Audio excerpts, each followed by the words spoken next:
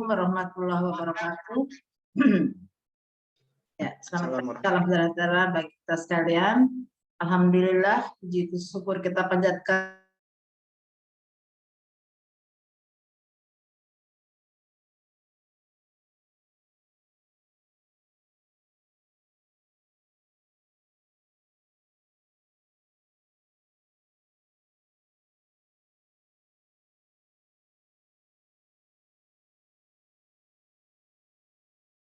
selaku penguji ya sudah hadir di tempat ini.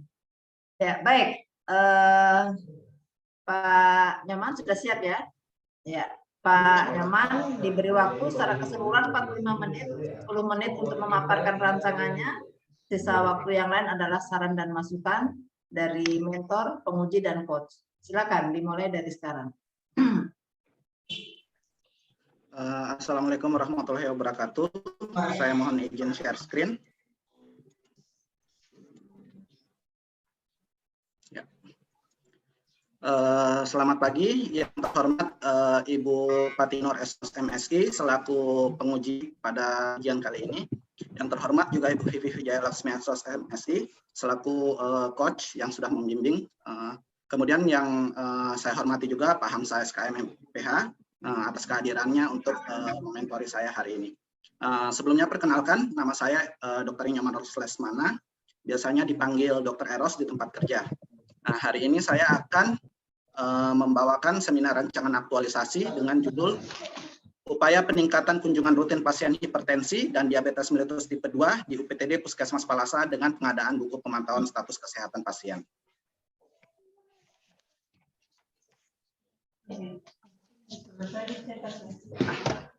Kemudian ini latar belakang saya mengangkat kasus ini ada beberapa. Yang pertama seperti yang kita ketahui bahwa ada Undang-Undang Nomor 5 Tahun 2014 tentang ASN.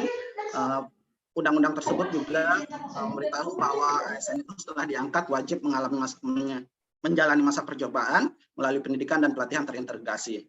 Nah, kemudian Surat Edaran Menpan RB nomor 20 tahun 2021 juga memberitahukan kita bahwa kita ASN itu harus menerapkan core value. Nah, di mana kita akan menerapkan nilai-nilai berakhlak begitu. Nah, saya akan mengambil kasus penderita hipertensi dan diabetes mellitus, di mana penderita hipertensi ini apabila tidak ditangani dengan serius dan DM tipe 2 juga jika tidak ditangani dengan serius, maka dia disebut sebagai silent killer, di mana dia akan membunuh secara diam-diam. Jika terjadi komplikasi makin jauh, dia akan membunuh secara diam-diam seperti itu. Nah, untuk datanya sendiri, saya mengambil data pada tahun September tahun 2020, di mana ada 167 kunjungan pasien hipertensi dan 117 kunjungan pasien diabetes mellitus. Nah, bulan Oktober tahun 2020 menurun menjadi 78 kunjungan dan 5 kunjungan pasien DM. Nah, tahun 2022 sendiri, dari Januari sampai Maret 2022, baru ada 49 kunjungan pasien hipertensi dan 34 kunjungan pasien diabetes mellitus.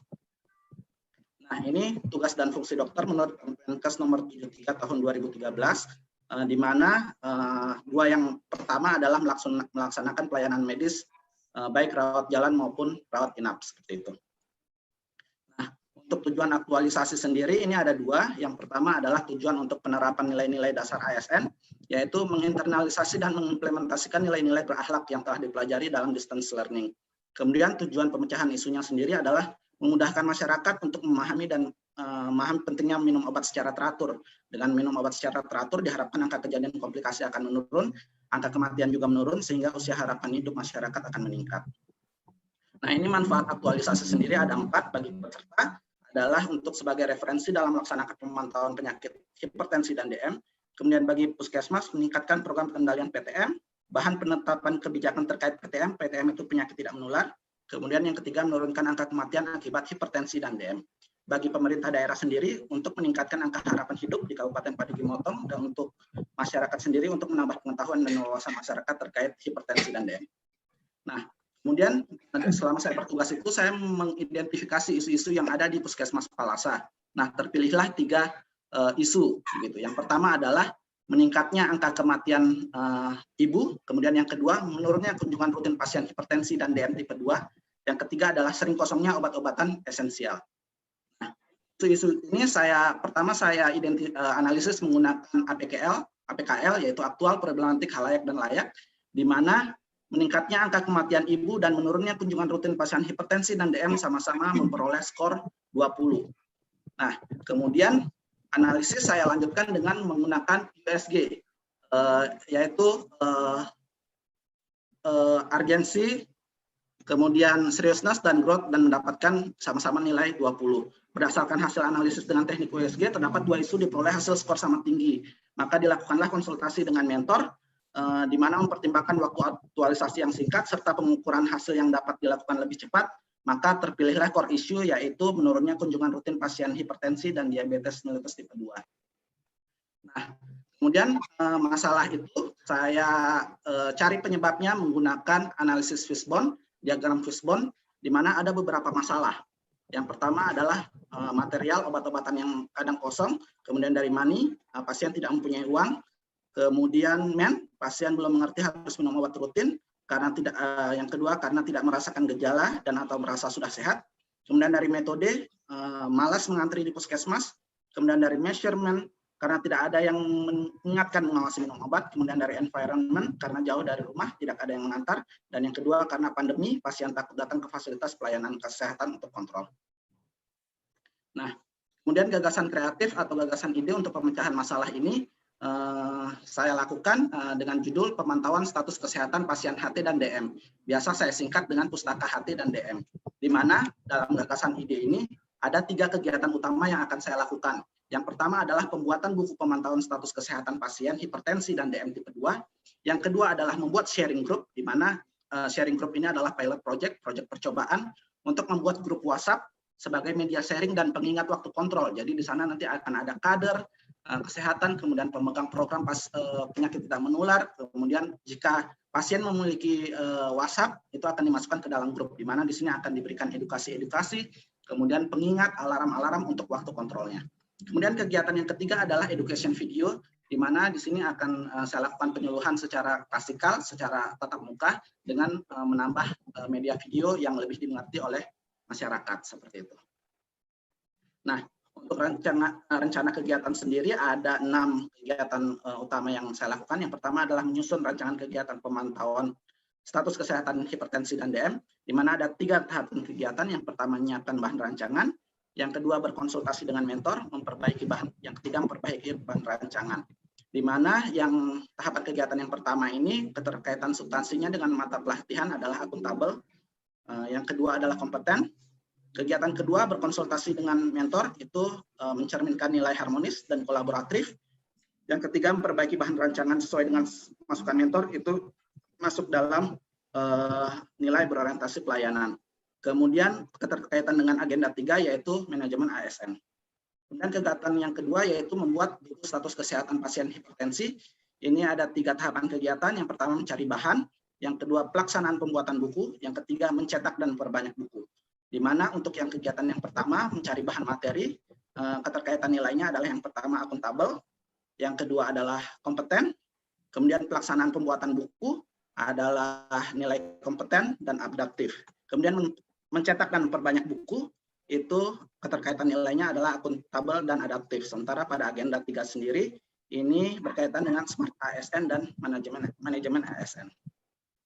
Kegiatan ketiga adalah melakukan sosialisasi dan edukasi terkait hipertensi dan DM melalui media video, di mana ada 4 tahapan kegiatan. Yang pertama mengirim surat kepada kepala desa untuk mempertanyakan kesiapan, yang kedua menyiapkan bahan materi, yang ketiga menyiapkan daftar hadir, yang keempat membagikan buku pemantauan status kesehatan.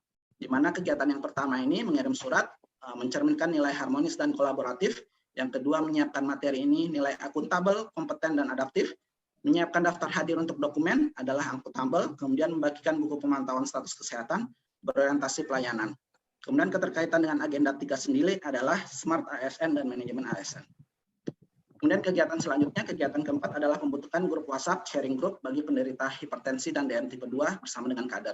Ada 3 tahapan kegiatan. Yang pertama mengumpulkan kontak WhatsApp-nya, kemudian membuat grup WhatsApp yang beranggotakan penderita hipertensi, DM ataupun kader. Yang ketiga adalah memberikan alarm berupa pesan singkat kepada penderita atau kader di grup WhatsApp jika waktu kontrol pasien sudah dekat. di mana kegiatan yang pertama ini yang kedua adalah berorientasi pelayanan dan adaptif. Yang ketiga adalah berorientasi pelayanan akuntabel dan adaptif. Sementara keterkaitan kegiatan ini dengan agenda 3 adalah Smart ASN dan Manajemen ASN. Kemudian kegiatan kelima adalah pelaksanaan pengisian buku pemantauan status kesehatan. Ada 3 kegiatan. Yang pertama adalah menghubungi bidan desa untuk koordinasi. Yang kedua adalah menghadiri posyandu lansia dan posyandu penyakit tidak menular. Ketiga adalah melakukan pencatatan setiap pasien berkunjung ke poliklinik. Nah, kemudian keterkaitannya dengan nilai substansi mata pelatihan, yang pertama kegiatan menghubungi bidan desa ini mencerminkan nilai harmonis dan kolaboratif, menghadiri posyandu mencerminkan nilai berorientasi pelayanan, kemudian yang ketiga melakukan pencatatan mencerminkan nilai berorientasi pelayanan akuntabel kompeten. Sementara kegiatan ini mencerminkan nilai manajemen ASN pada agenda 3. Kemudian kegiatan terakhir adalah melakukan evaluasi kegiatan. Nah, di sini tahapan kegiatannya yang pertama melakukan konsultasi hasil sementara kepada atasan langsung atau mentor, kemudian melakukan koordinasi dengan rekan kerja dan menyusun rencana tindak lanjut. Yang ketiga adalah membuat notulen kegiatan, di mana melakukan konsultasi ini mencerminkan nilai harmonis, loyal, dan kolaboratif, kemudian melakukan koordinasi dengan rekan kerja, mencerminkan nilai berorientasi pelayanan harmonis dan kolaboratif, sementara membuat notulen mencerminkan nilai akuntabel. Keterkaitan dengan agenda 3 sendiri adalah manajemen ASN. Nah, kemudian ini jadwal tentatif aktualisasi yang akan saya lakukan. Yang pertama adalah di minggu ke-4 April, masih ada waktu untuk menyusun rancangan kegiatan pemantauan status kesehatan pasien hipertensi dan DM tipe 2. Kemudian lanjut ke minggu pertama Mei, membuat buku pemantauan status kesehatan.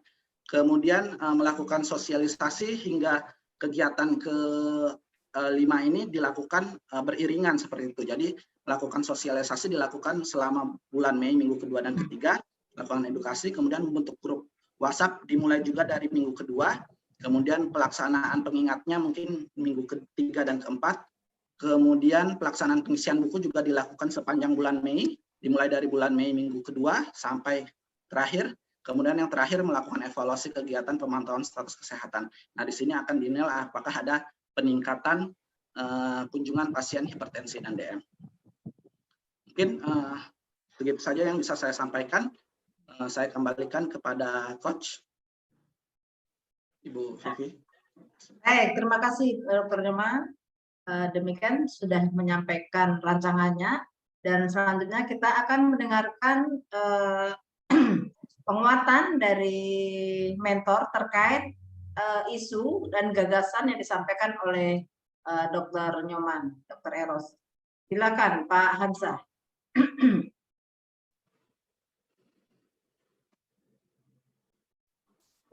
Terima kasih. Assalamualaikum warahmatullahi wabarakatuh. Selamat pagi, salam sejahtera untuk kita semua. Om Swastiastu. Tentu kita selaku umat beragama selalu dan senantiasa memanjatkan puji syukur kehadirat Allah Subhanahu wa taala, Tuhan yang Maha Esa, yang mana pada pagi hari ini kita telah diberikan nikmat kesehatan dan kesempatan sehingga hadir dalam rangka ujian peserta Latsar ya, Latsar angkatan kedua kalau nggak salah.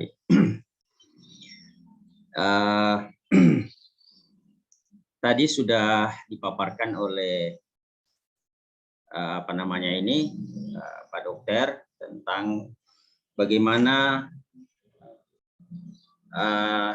kunjungan pasien DM maupun hipertensi yang memang setelah beliau melakukan pengamatan selama periode tahun 2020 sampai dengan sekarang 2022 itu memang terlihat ada penurunan ya kunjungan pasien, terutama pasien hipertensi dan DM. Setelah disampaikan ke kami, didiskusikan dengan kami, kemudian dirancang dengan rancangan yang sederhana, meskipun rancangan sederhana tapi ilmiah, sehingga kami sepakat atau setuju untuk beliau mengangkat isu tentang isu yang beliau sampaikan tadi.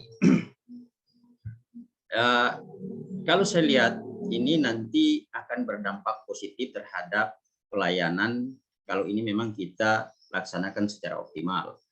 Kalau memang ini kita kerjakan dengan baik, akan berdampak positif terhadap pelayanan, terutama mutu pelayanan di puskesmas. Apalagi kita puskesmas yang sudah nanti tahun ini juga akan reakreditasi. Saya tidak terlalu banyak memberikan saran, tapi ada beberapa saran yang memang saya garis bawahi, yang itu benar-benar Pak Dokter, Pak Nyoman harus melaksanakan ini, karena ini rancangan bagus saya lihat. Yang pertama, mengoptimalkan melalui program PTM yang dilakukan di Posyandu. Tadi sudah disinggung itu, nanti dokter berarti akan juga aktif dalam pelayanan PTM di Posyandu maupun di desa-desa. Itu bagus. Kemudian yang saya ingin garis bawahi juga adalah yang grup WA. Grup WA ini juga tentu butuh rancangan atau formulasi yang memang dirancang secara sedemikian rupa supaya efektif ya dalam tujuan atau goal daripada dokter nanti meningkatkan kembali kunjungan pasien hipertensi maupun DM ini. Karena memang benar teknologi sekarang sangat mendukung kita punya kinerjanya kita, tapi kalau tidak dirancang dengan baik, kemudian formulasinya tidak dipikirkan dengan baik, mungkin tidak akan efektif. Tentu juga kita tidak bisa mengabaikan kerjasama lintas program maupun lintas sektor.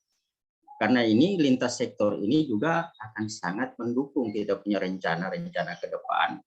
Karena kerjasama lintas program maupun lintas sektor ini sangat efektif kalau memang kita benar-benar jalankan dengan baik. Nah, oleh sebab itu saya menyarankan Pak Dokter optimalkan kembali ruang konsultasi gizi, karena ini yang berkaitan dengan hipertensi ini, dia berkaitan dengan lifestyle atau gaya hidup, kemudian pola makan, sehingga perlu juga bantuan baik dari program promosi kesehatan maupun dari konselor gizi kalau yang ada di di klinik gizi di puskesmas. Jadi itu saya sarankan itu kalau umpamanya actionnya kita optimalkan kembali. Saya kira itu saran dari saya. Semoga Pak Dokter nanti apa yang Pak Dokter cita-citakan ini akan kita bisa laksanakan dengan baik di puskesmas ini. Saya kira itu dari saya. Saya kembalikan ke moderator. Terima kasih. Assalamualaikum warahmatullahi wabarakatuh. Waalaikumsalam warahmatullahi wabarakatuh.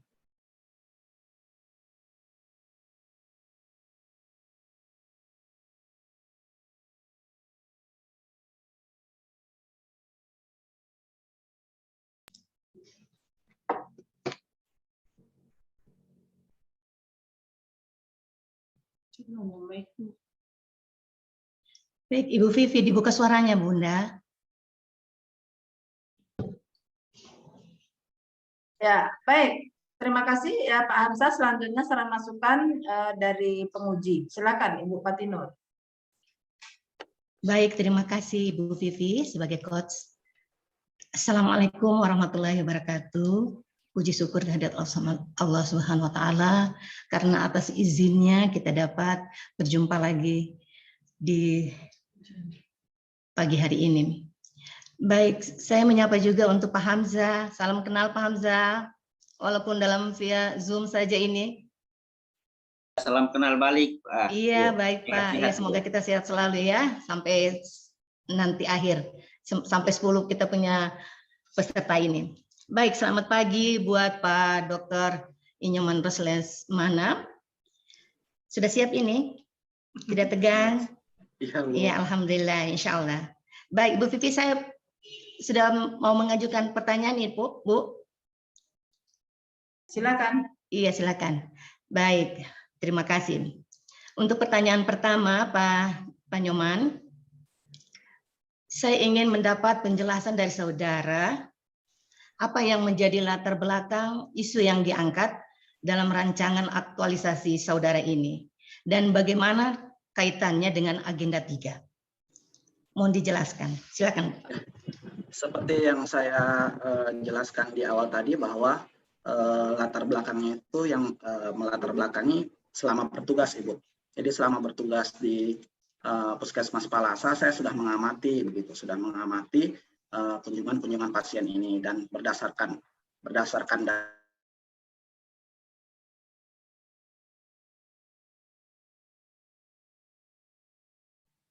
Baik, Bapak Ibu, peserta kedua siapa?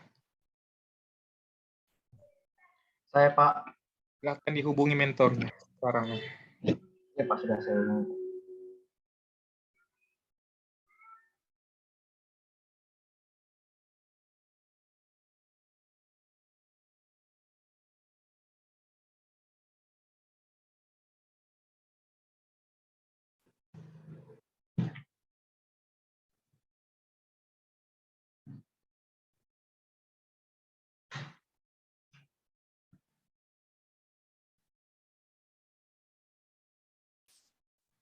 untuk kembali meningkatkan gitu, kemudian untuk tahapan awalnya saya mencari penyebab masalahnya dulu.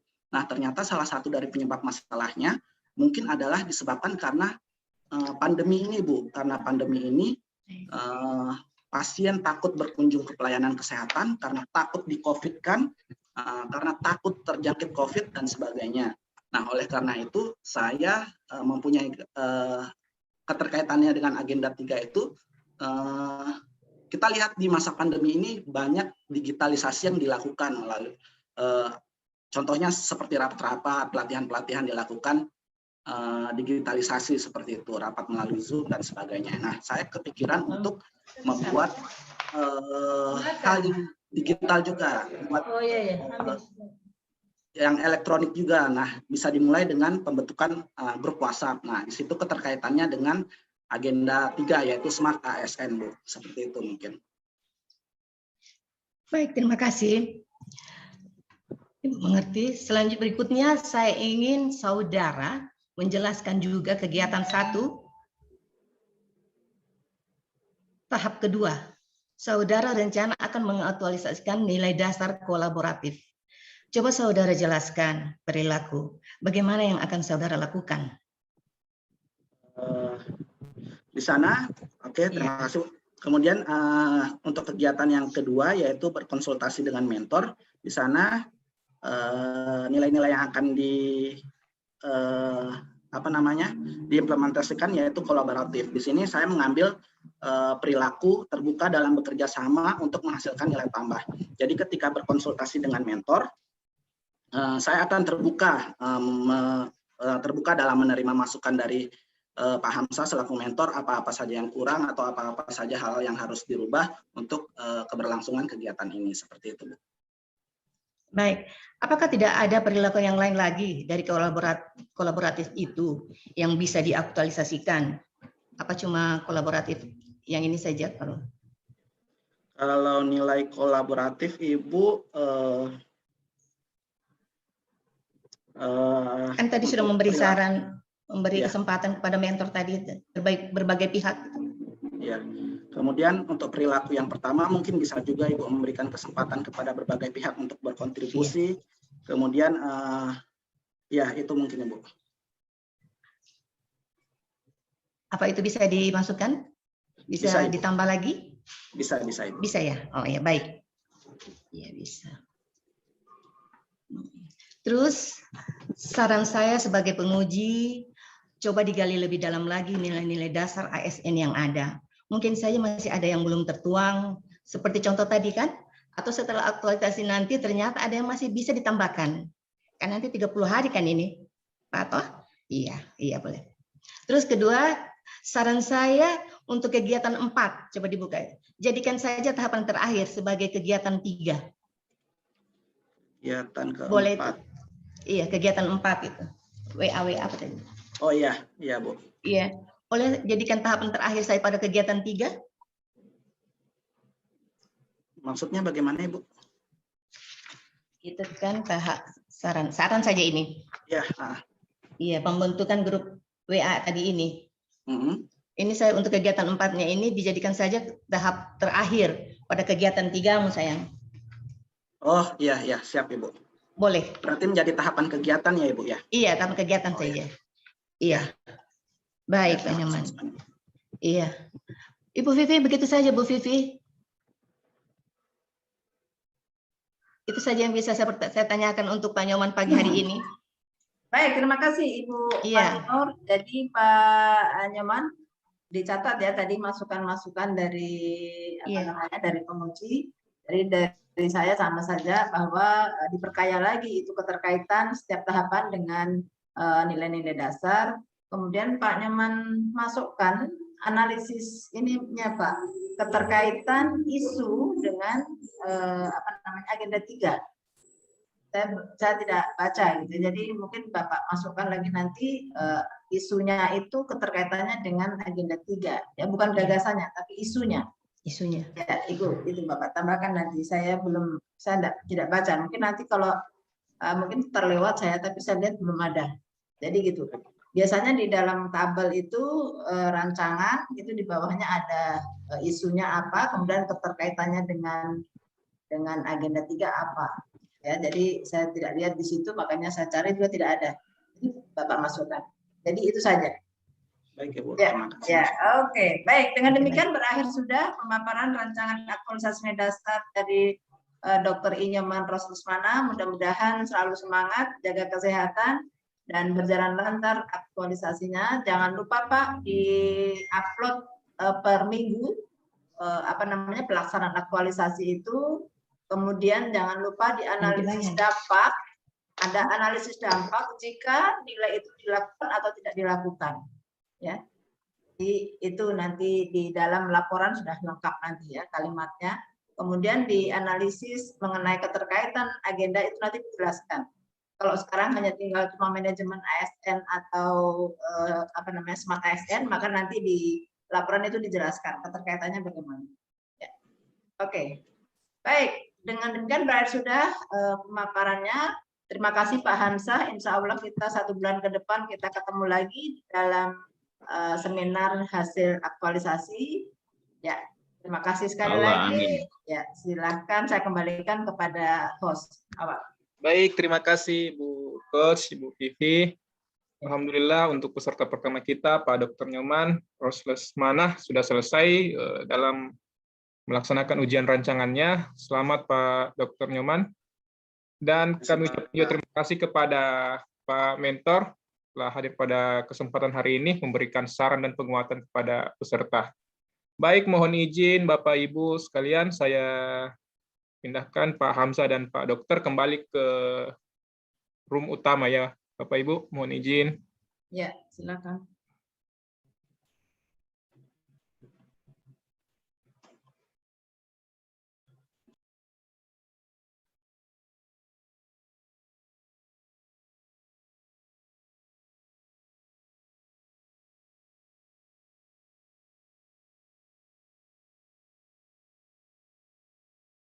Kita lanjut ya Bu, peserta kedua. Siapa? Pak Aptar. Atas. Ya, Atas. Atas.